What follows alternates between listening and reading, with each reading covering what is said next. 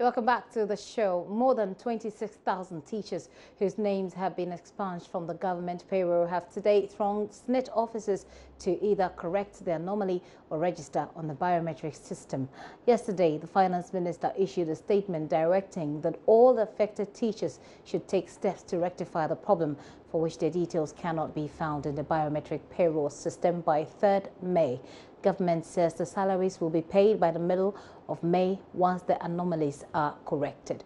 We'll bring you a lot more on that story in our subsequent bulletins. Security analyst Dr.Aning wants the police to crack the whip on individuals who, in the name of registering their displeasure against the president's nominees for the positions of MMDCEs, are on rampage destroying public properties and threatening the security and peace in the country.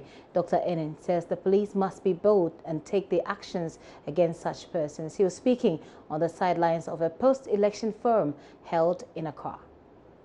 Were they established? How? What promises were made to them privately for them to think that they can challenge the authority of the president and the statutory security forces? That is where the problem is. And the bigger challenge for us is that the president seems to say one thing, driven by his belief in the rule of law, respect for institutional processes. Then his own party executives say, no, we are not going to do it. Clearly undermining the authority of the president and sending signals that, look, there is something more that we need to understand than just raising our voices and saying we don't like political vigilantism. But political vigilantism in Ghana is also beginning to take on two dynamics, which we are not talking about. Political godfatherism, because if you look at those who are protecting these guys, they are not an ordinary poor academic like myself. Although with my pot belly, people will presuppose I'm not poor.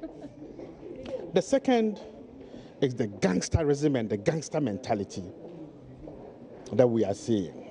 Okay, so there are multiple issues that is here. So it hasn't got to do only with the appointments of the MMDCs. I think it's much bigger and wider than that. And you have the police also raising the issue that there are some hidden fingers. That is why they are not able to, that is making it difficult for them to crack the whip. In the medium to long term, it's going to be extremely difficult. But I think the ancillary question that we need to ask is that whilst we vacillate in addressing this challenge, what are the potential security threats that may arise thereof if this group get infiltrated by even more violent extremist radicalized groups? Because from where we are located, it's only a matter of time. Okay, and I think people should be bold enough to say, we need to take a step back and understand the dynamics much better. But right now, we are sweeping quite a lot of stuff under the carpet. When the Delta Force issue came up, we thought it had been resolved. Okay, we've been giving powerful statements by powerful people. Yesterday, 2 days ago, it's reared its ugly head, but these guys don't have a name. So I think it demonstrates that this is a much bigger problem than probably we are thinking about. Where you sit as a security analyst, how best do you think we can deal with this issue? Because it appears our security agencies appear more helpless in the fight. Give them the free hands and I think they will wipe this out within 1 week. What free hands mean? No political interference. Dr.Aning there were in that interview with Matilda Omega. We're wrapping up the show, but President Akufo-Addo says the interest of the country will be paramount in negotiating power purchase agreements with the private sector.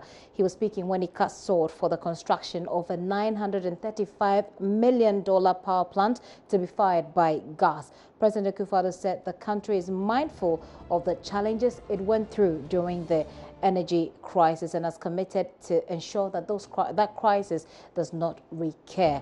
The project, when completed, will generate 400 megawatts of power, making it the biggest in the world to be powered by gas. Elton Brobe, our presidential correspondent, will be bringing us more on that story subsequently, both on radio and on TV. For now, though, log on to myjoyonline.com for more news and information if you do have the time. My name is Gifty Andwapia. Many thanks for your time. But we wrap it all up with entertainment. So Doreen Avio is standing by with Let's Talk Entertainment. Please enjoy.